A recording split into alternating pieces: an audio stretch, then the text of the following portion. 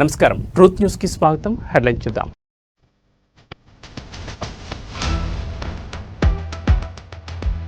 Fee reimbursement వివాదం, కమిటీలపై బండి సంజయ్ తీవ్ర విమర్శలు.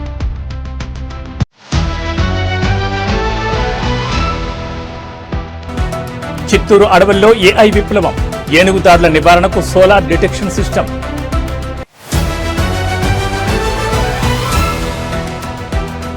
బాహుబలి అభిమానులకు పండగ, the eternal war part 1 teaser విడుదల.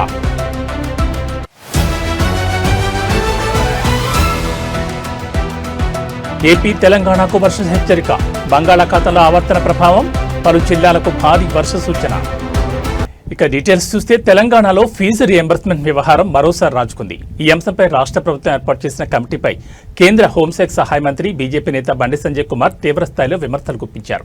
విద్యార్థులు, విద్యా సంస్థల భవితవ్యానికి ముడిపడిన ఈ కీలక అంశంలో కమిటీల పేరుతో ప్రభుత్వం కాలయాపన చేస్తోందని ఆయన ఆరోపించారు. ఫీజు బకాయిలు చెల్లించకపోవడం వల్ల ఇప్పటికే 2500 విద్యా సంస్థలు మూతపడ్డాయని, ఇది విద్యారంగాన్ని నాశనం చేస్తుందని ఆయన మండిపడ్డారు.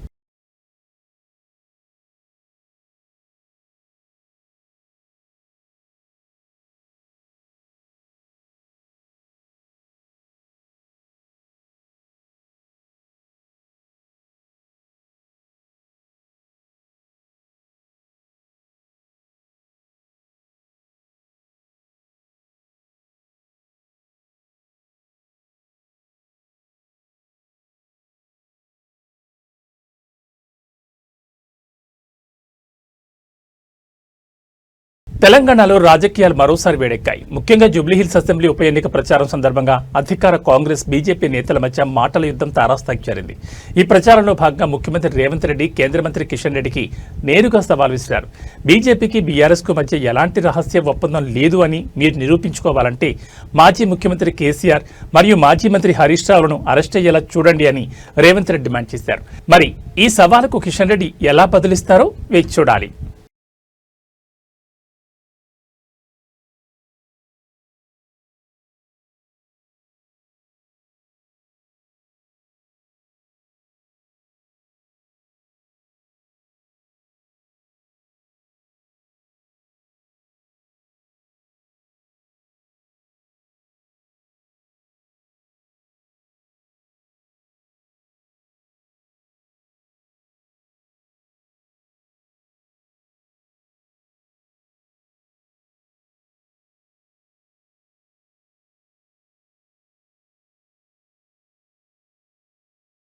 ఆంధ్రప్రదేశ్లో గ్రామీణ ప్రాంత రోడ్ల మరమ్మతులు, పునర్నిర్మాణానికి సంబంధించి ప్రభుత్వం ఒక కీలక నిర్ణయం తీసుకుంది.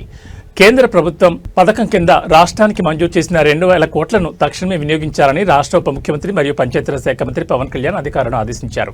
గ్రామాలకు పటిష్టమైన రోడ్లను అందించడమే కూటమి ప్రభుత్వ లక్ష్యమని పేర్కొన్న ఆయన ఈ నిధుల వినియోగంలో పారదర్శకత పాటించాలని, పనుల నాణ్యత విషయంలో ఎక్కడా రాజీ పడకూడదని అధికారులకు స్పష్టం చేశారు. మరీ ముఖ్యంగా ఈ నిధులను దెబ్బతిన్న పంచాయతీరాజ్ రోడ్ల పునర్నిర్మాణానికి వినియోగించాలని, అత్యంత తీవ్రంగా దెబ్బతిన్న రోడ్లకు మొదటి ప్రాధాన్యత ఇవ్వాలని ఆయన దిశానిర్దేశం చేశారు.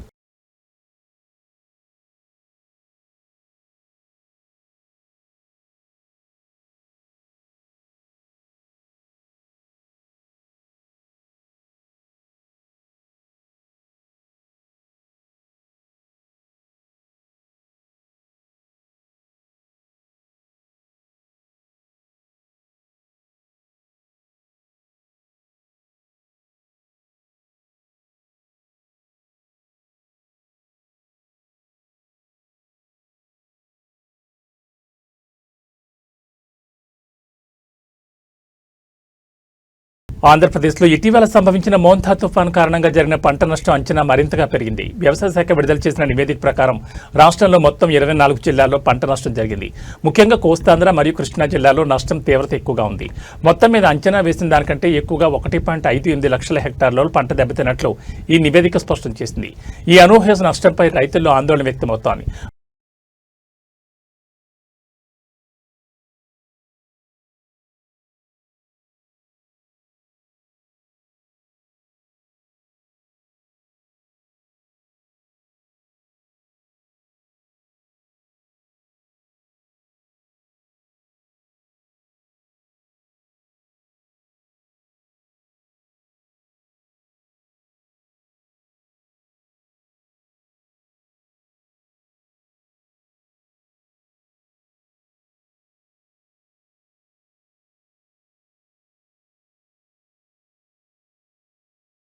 చిత్తూరు అటవీ సరిహద్దులో మానవ ఏనుగుల ఘర్షణలను తగ్గించడానికి ఆంధ్రప్రదేశ్ ప్రభుత్వం ఒక సరికొత్త విప్లవాత్మక అడుగు వేసింది.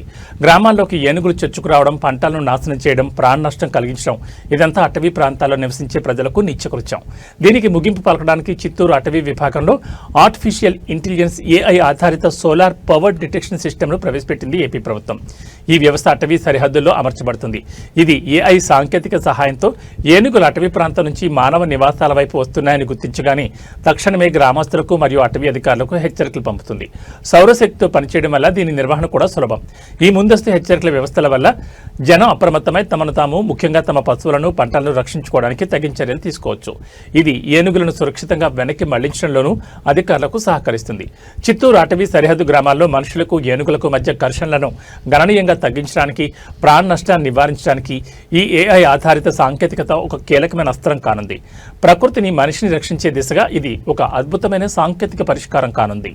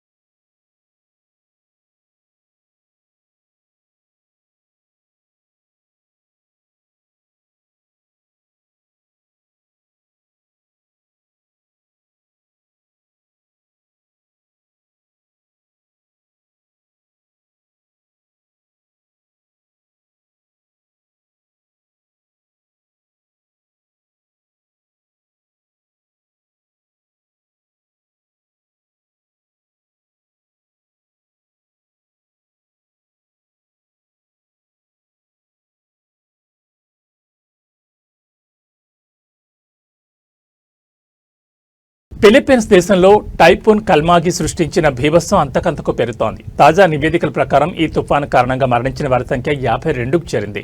భూకంపాల నుంచి ఇప్పుడిప్పుడే కోలుకుంటున్న ప్రావిన్స్లలో ఈ తుఫాను కారణంగా భారీ వరదలు సంభవించాయి. వరద నీరు ఇళ్లను ముంచెత్తి రోడ్లను నదీపాయలుగా మార్చడంతో ప్రజలు తీవ్రంగా నష్టపోయారు మరియు నిస్సహాయ స్థితిలో చిక్కుకుపోయారు. తుఫాను ప్రభావంతో వేలాది మంది ప్రజలు తమ ఇళ్లను వదిలి సురక్షిత ప్రాంతాలకు తరలి వెళ్లారు. చాలా ప్రాంతాల్లో కమ్యూనికేషన్ మరియు విద్యుత్ సరఫరా నిలిచిపోయింది. ముఖ్యంగా సెంట్రల్ ఫిలిప్పీన్స్ దీవులలో భూకంపం వల్ల బలహీనపడిన నిర్మాణాలపై వరదలు మరింత పెను విధ్వంసాన్ని సృష్టించాయి.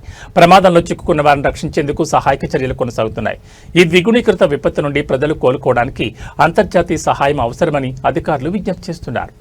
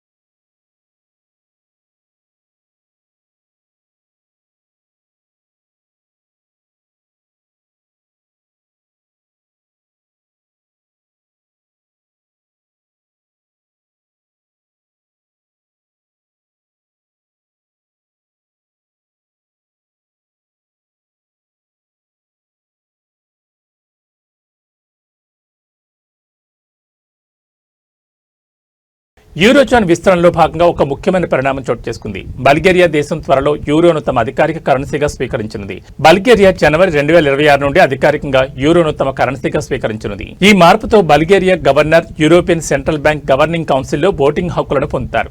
ఈ కౌన్సిల్ యూరోజోన్లోని ద్రవ్య విధానాన్ని నిర్ణయించే అత్యున్నత సంస్థ. బల్గేరియా చేరికతో యూరోజోన్ నిర్ణయాల్లో ఆ దేశానికి కూడా ప్రాతినిధ్యం లభిస్తుంది. ప్రస్తుతం బల్గేరియా లెవ్ అనే కరెన్సీని ఉపయోగిస్తోంది. బల్గేరియా యూరోను స్వీకరించడం అనేది వారి ఆర్థిక వ్యవస్థను యూరోజోన్తో మరింతగా ఏకీకృతం చేస్తుంది. వాణిజ్యం మరియు పెట్టుబడులకు మరింత స్థిరత్వాన్ని చేకూరుస్తుంది.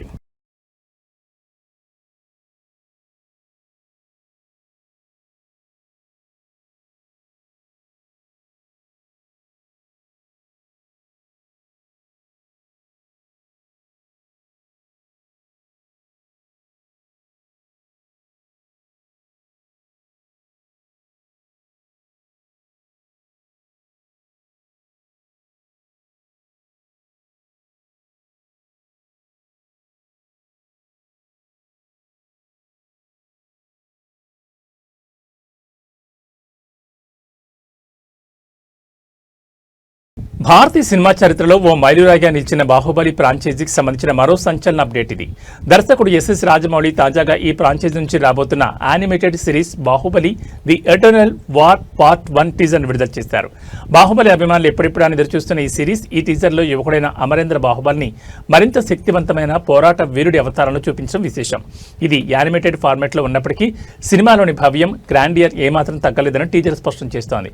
సినిమాలో చూడని మరిన్ని కొత్త కథాంశాలు ఘట్టాలను ఈ సిరీస్ ప్రేక్షకులకు అలరించే అవకాశం ఉంది. ఈ యానిమేటెడ్ సిరీస్ ద్వారా బాహుబలి ప్రపంచం మరియు పాత్రల చరిత్రను మరింత లోతుగా తెలుసుకునే అవకాశం ప్రేక్షకులకు లభిస్తుంది. బాహుబలి ప్రపంచంలో జరిగిన శాశ్వత యుద్ధాల కథను తెరపై చూసేందుకు అభిమానులు ఉత్సాహంగా ఎదురుచూస్తున్నారు.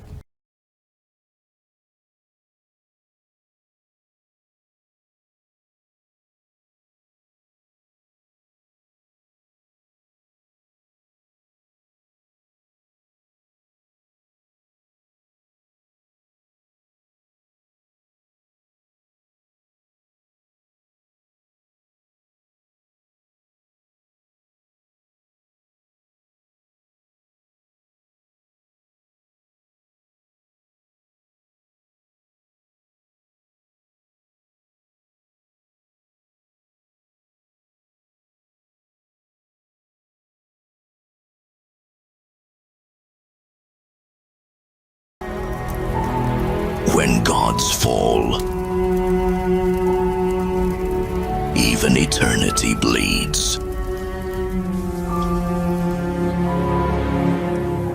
You were born from light,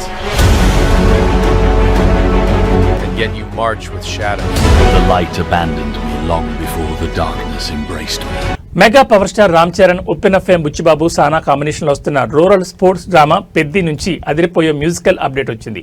సినిమాకు ఆస్కార్ అవార్డు గ్రహీత ఏఆర్ రెహమాన్ సంగీతం అందిస్తున్న సంగతి తెలిసిందే. తాజాగా ఈ సినిమాలోని మొదటి సింగిల్ చికిరి గురించి ఏఆర్ రెహమాన్ మరియు దర్శకుడు బుచ్చిబాబు సానా ఒక సరదా వీడియో ద్వారా వివరాలు పంచుకున్నారు. చికిరి అంటే ఏంటి? ఆ వీడియోలో ఏఆర్ రెహమాన్ చికిరి అంటే ఏమిటని అడగ బుచ్చిబాబు, మా ప్రాంతంలో అలంకరణ అవసరం లేని సహజంగా అందంగా ఉండే ఆడపిల్లలను ముద్దుగా చికిరి అని పిలుస్తారని వివరించారు. రామ్ చరణ్ పాత్ర పెద్ది. హీరోయిన్ జాన్వీ కపూర్ను మొదటిసారి చూసినప్పుడు అతని మనసులో కలిగే భావాలను ఈ పాటలో చూపించబోతున్నారట. Oscar winner AR Rahman tune, Buchibabu Sana rural story telling మరియు రామ్ చరణ్ మాస్ స్టెప్పులు ఈ పాటను ఎంత పెద్ద హిట్ చేస్తాయోనని అభిమానులు ఉత్సాహంగా ఎదురుచూస్తున్నారు. నవంబర్ 7న ఈ చికిరి పాట పూర్తి లిరికల్ వీడియో విడుదల కానుంది.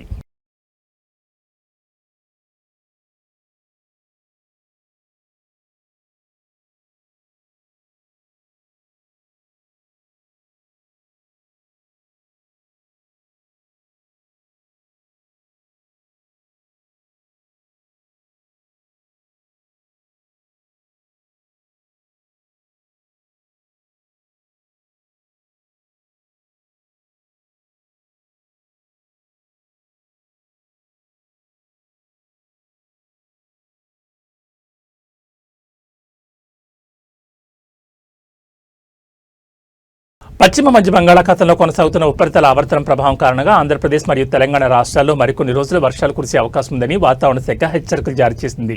ఈ రోజు మధ్యాహ్నం నుంచి రాత్రి వరకు తెలంగాణలోని పలు జిల్లాల్లో ఉరుములు మెరుపులతో కూడిన మోస్తరు నుంచి భారీ వర్షాలు కురిసే అవకాశం ఉంది. ప్రధానంగా వికారాబాద్, రంగారెడ్డి, మహబూబ్ నగర్, నాగర్ కర్నూల్, నల్గొండ, వనపర్తి, గద్వాల, భద్రాద్రి కొత్తగూడెం, ఖమ్మం, మహబూబాబాద్, ములుగు వంటి జిల్లాలకు వర్షం సూచనుంది. రాజధాని హైదరాబాద్లో కూడా సాయంత్రం లేదా రాత్రి వేళల్లో వర్షం పడే అవకాశం ఉంది. ఉపరితల ఆవర్తనం కోస్తా తీరానికి ఆనుకుని పశ్చిమ మధ్య బంగాళాఖాతంలో కొనసాగుతోంది. కోస్తాంధ్ర మరియు రాయలసీమ ప్రాంతాలకు ఎల్లో అలర్ట్ జారీ చేశారు. ఈరోజు కోనసీమ, కృష్ణా, గుంటూరు, బాపట్ల, ప్రకాశం, నెల్లూరు, కర్నూలు, కడప, తిరుపతి జిల్లాల్లో అక్కడక్కడ పిడుగులతో కూడిన మోస్తరు వర్షాలు కురిసే అవకాశం ఉంది. మిగతా జిల్లాల్లో తేలికపాటి వర్షాలు పడవచ్చు. ఉరుములు, మెరుపులతో కూడిన వర్షాలు పడే సమయంలో ప్రజలు చెట్ల కింద లేదా బహిరంగ ప్రదేశాల్లో ఉండకుండా సురక్షిత ప్రాంతాలకు వెళ్లాలని ఏపీ విపత్తుల నిర్వహణ సంస్థ సూచించింది.